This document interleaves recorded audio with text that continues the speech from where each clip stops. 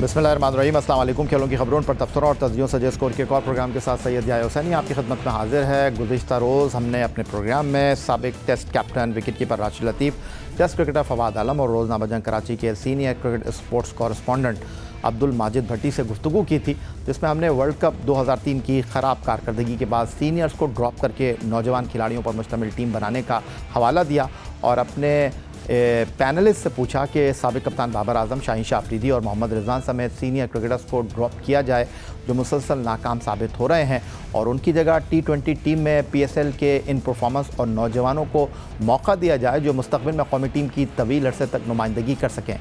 जैसा हमने world cup 2003 के बाद देखा, गुज़िश्ता रोज़ हमारे मेहमानों ने इस हवाले से किन ख़यालात का इज़हार किया, इसकी कुछ झलकियाँ आपको दिखाते हैं और इसके बाद इसी मौजू पर प्रोग्राम का दूसरा हिस्से की शुरुआत करते हैं। हमने टोटल 49 प्लेयर्स को सिलेक्ट किया, विद इन 6 मंथ हो गए या 7 मंथ हो गए। उसमें से आपके 44 प्लेयर ने पार्टिसिपेट किया। इसलिए आप जो भी टीम बनाए पाकिस्तान क्रिकेट बोर्ड उस पर कायम रहे। T20 मोस्टली T20 हैं। 3-4 प्लेयर तो एटलीस्ट ऐसे लगते हैं जो फ्यूचर में पाकिस्तान को रिप्रेजेंट कर सकते हैं, लेकिन अनफॉर्चुनेटली इंतहाई अफसोस के साथ और अपने दोस्तों के साथ बहुत अदब और माजरत के साथ कि हमारे फॉर्मर क्रिकेटर्स भी कॉम्प्रोमाइज़ हैं, वहाँ भी कुछ एजेंडा बेस्ड बातें होती हैं, हमारे सहाफ़ी दोस्त भी कॉम्प्रोमाइज़ हैं। हम लोग बात तो करते हैं कि पाकिस्तान टीम ऊपर नहीं आ रही, लेकिन पाकिस्तान टीम को ऊपर ना लाने के जो अवामिल हैं उसका सब लोग वैसे तज़किरा नहीं करते जैसे करना चाहिए। पहली बात तो ये है कि हम 92 से बाहर नहीं निकलते। उसके बाद जो आपने 2003 का किस्सा बताया, ठीक है, उसके बाद अगर आप लेके आओ तो क्रिकेट चला कौन रहे हैं? वही सारे तो चेहरे हैं। तो क्रिकेट इंप्रूव कैसे होगी? क्रिकेट की समझ और क्रिकेट को देख के प्लेयर की परख होनी चाहिए।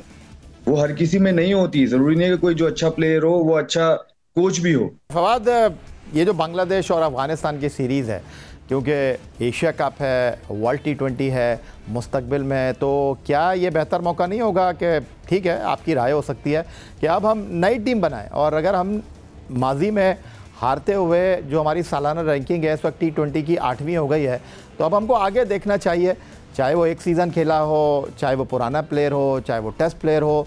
अब हमको नई टीम बनानी चाहिए या पुराने चेहरों के गिर्द घूमते रहना चाहिए? देखें, मैं तो यही कहूंगा जो पाकिस्तान के लिए अच्छा हो वो हो। राशिद भाई ने एक बड़ी अच्छी बात की, 3 बंदे बताए, बॉलर्स गिनवाए। मूसा किधर है? धानी किधर है? ये भी वही वाले बात थे जो टीवी पे आए थे। खैर, इस बात को आप जो नई और पुरानी, मैंने बात की ना कि मुझे टीम नई बनाने में या पुरानी में मसला नहीं है। मेरा एक वो पॉइंट है कि अगर आप कह रहे हो जो पुराने जाएंगे, फेयर इनफ, बट जो नए आएंगे क्या वो उनसे बेटर हैं? क्या आप उनको जब तक मौका नहीं देंगे, जब तक आप उनको आजमाएंगे नहीं, तो आपको उनकी अहलियत सलाहियत का कैसे पता चलेगा? आपको यही तो बात समझ नहीं आ रही ना। ये भाई मैं आपसे यही बोल रहा हूँ, क्या वो 160 के स्ट्राइक रेट पे खेलते हैं जिनको आप लेके आ रहे हैं? जो आप 140 के स्ट्राइक रेट को किसी को बाहर कर रहे हैं अगर, तो क्या वो 160 पे खेलते हैं? मेरा मुद्दा ये है। यहाँ फिर अगर जब आप लेके आओगे, एक दफा जब अफगानिस्तान के साथ भी हुआ था, जब अफगानिस्तान के साथ शारजा में हुई थी सीरीज, ठीक है, ये हम सभी थे, हम सब का नाम लेता हूँ, मैं किसी एक का नाम नहीं लेता। जब शादाब खान कप्तान बने थे और गए और सीरीज हार के आए, तो सीरीज जब पहला मैच ही खत्म हुआ था उसके बाद ही बातें शुरू हुई थी, नहीं इससे अच्छा तो वही। यहाँ मैं रोकना चाहूंगा आपको, वहाँ जो तब्दीलियाँ हुई थी और शिकस्त के बाद जो टीम के कप्तान थे उन्होंने कहा था कि अब आपको इस बात को समझ लेना चाहिए कि ये रिजवान और बाबर के बगैर टीम नहीं बन सकती, तो इसी के ऊपर 6 शो हो सकते हैं, तो इस बहस में तो ना ही जाएं तो बेहतर है। फिर तो यही तो मैं आपको बात कह रहा हूँ ना कि सर वही वाली बात जो राशिद भाई, माजिद भाई ने कहा, अंदर ही चीजें खराब हैं। आप जो नए चेहरे कह रहे हैं, मैं तो कह रहा हूँ लेके आए भाई, लेकिन जब फिर लेके आए तो ऐसे जैसे राशिद भाई ने कहा कि फर्स्ट क्लास में घुसो भाई, जो 3-3, 4-4 साल खेले में उनमें से पकड़ के लाओ ना। क्यों नहीं आपको परफॉर्म करके देंगे? वो डिलीवर भी करके देंगे क्योंकि उनको एक्सपीरियंस ज्यादा होगा। वो जो है मैच अवेयरनेस उनको ज्यादा होगी, उनको जो कॉन्फिडेंस लेवल है वो ज्यादा होगा, वो प्रेशर हैंडल भी कर सकते हैं। ये जो आप नए प्लेयर कह रहे हैं लेके हैं, नो डाउट, लेकिन आप पूरी टीम को चेंज तो नहीं कर सकते ना।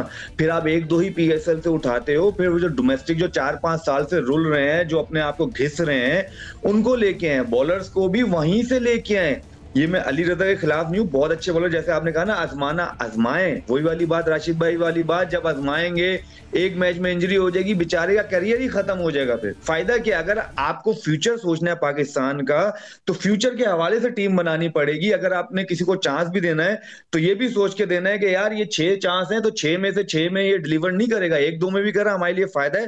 फिर उसके बाद आपने उस पर वर्किंग भी करनी है। खुदाया, अभी जो हम फील्डिंग की बात कर रहे हैं, जो इंजरीज की बात कर रहे हैं, डोमेस्टिक में खेलूं अभी भी कोई जो बॉलर है वो सिर्फ बॉलिंग कराना जानता है, बॉलिंग करा के वो एक जाके कोने में खड़ा हो जाता है, वो नीचे तो उससे झुका नहीं जाता, तो फील्डिंग हमारी कैसे इंप्रूव होगी?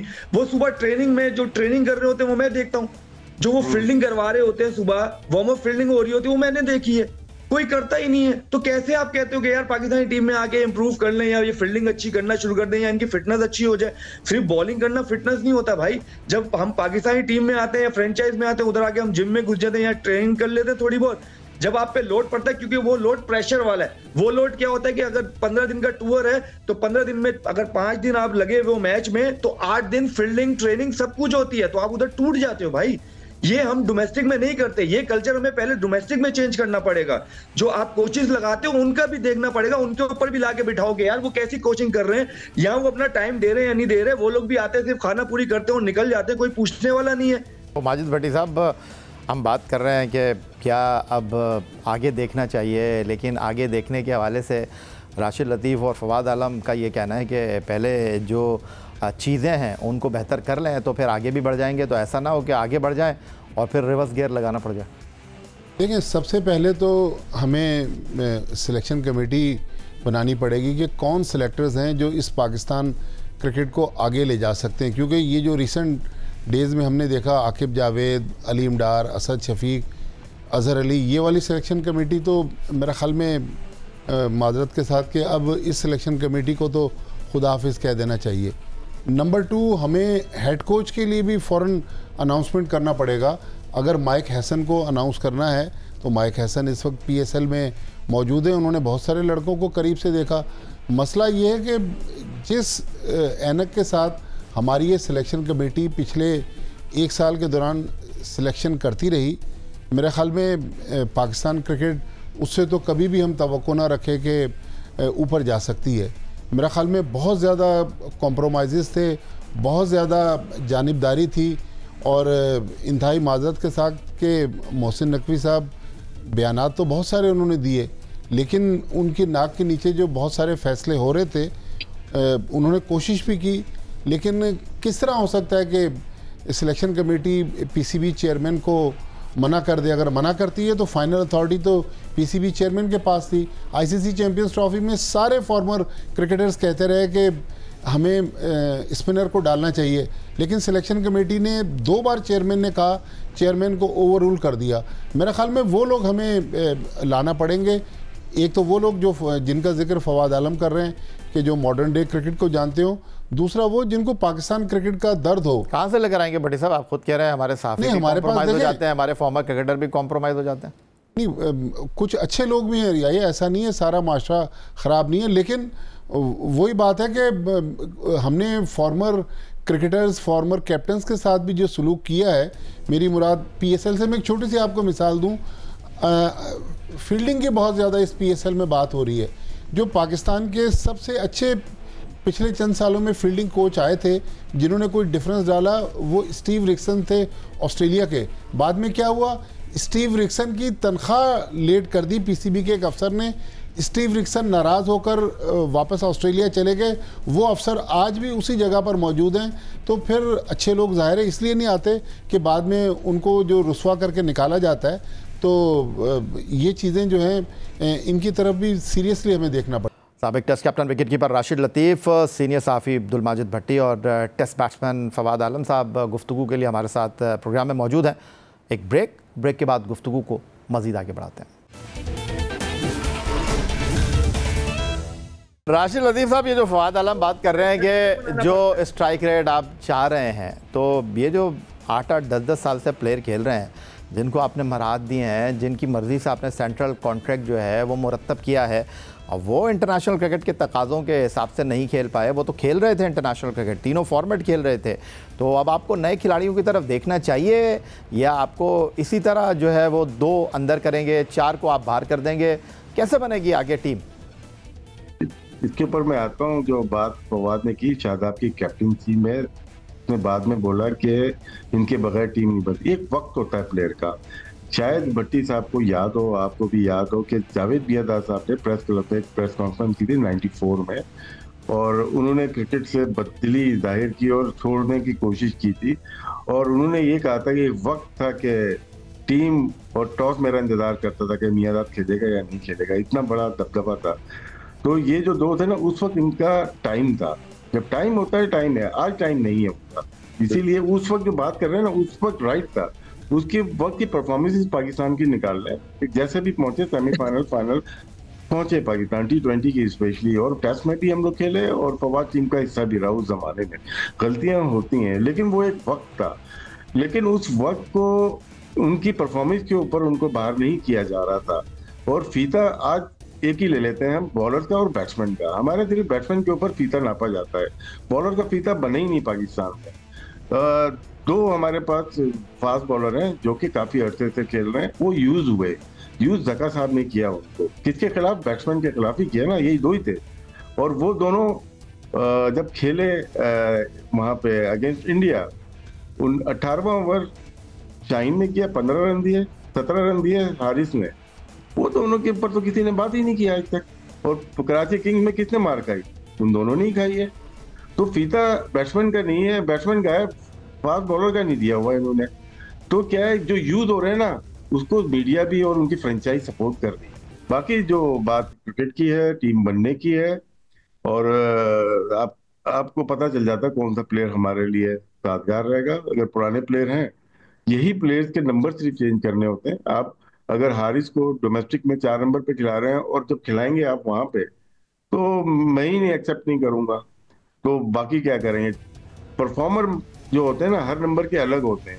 अगर सारे ओपनर आप डाल के, राशिद लतीफ साहब खता कलामी की माजरत, अगर प्लेयर जो पाकिस्तान से अपना नंबर सेक्रीफाइस करने के लिए तैयार नहीं है, वो फ्रेंचाइज में बाहर बैठने के लिए भी तैयार है, वो फ्रेंचाइज में ओपनर की हैसियत से मुंतखब होकर 6ठे नंबर पर भी खेल रहा है, 4 नंबर पर भी खेल रहा है, तो ये कुर्बानी वो पाकिस्तान टीम के लिए क्यों नहीं दे सकते?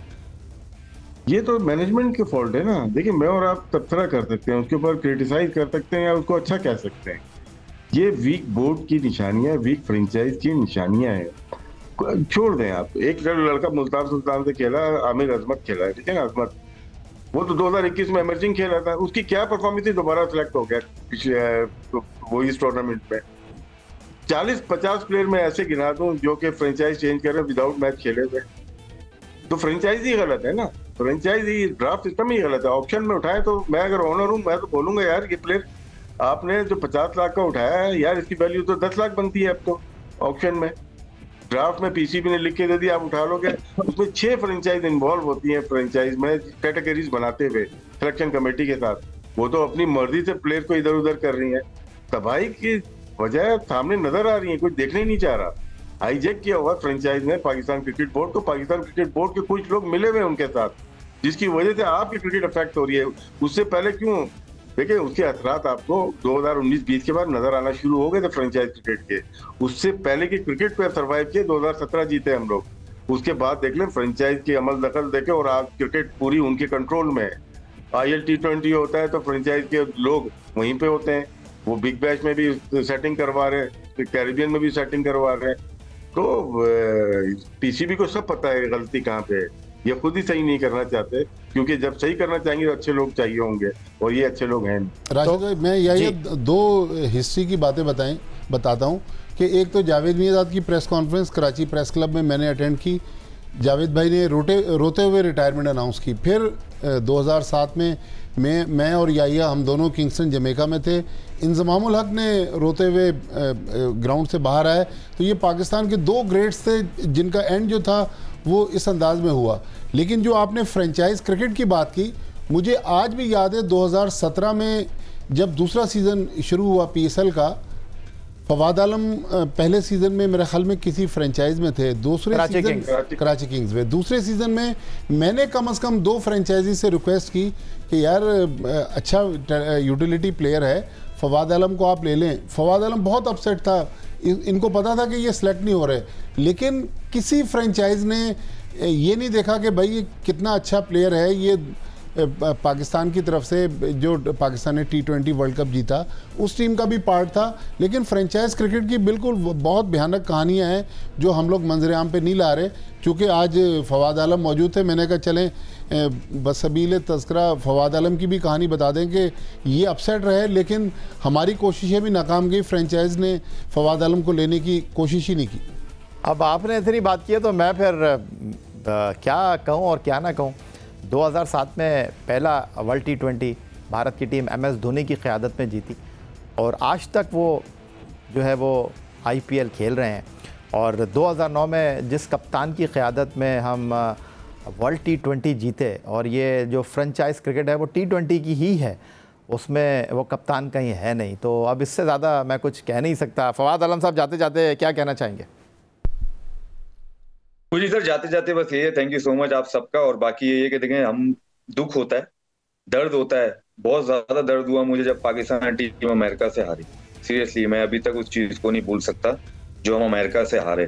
तो बस हमारा बोलने का मकसद ये नहीं होता किसी की भी रिस्पेक्ट कम करें या कुछ भी करें, जो पाकिस्तान के लिए अच्छा जो नजर आता है वो बोलते हैं। तो होपफुली अच्छे लोग आए, जैसे राशिद भाई ने बोला कि क्योंकि खुद अच्छे नहीं है तो अच्छे काम भी नहीं निकल के सामने आएंगे।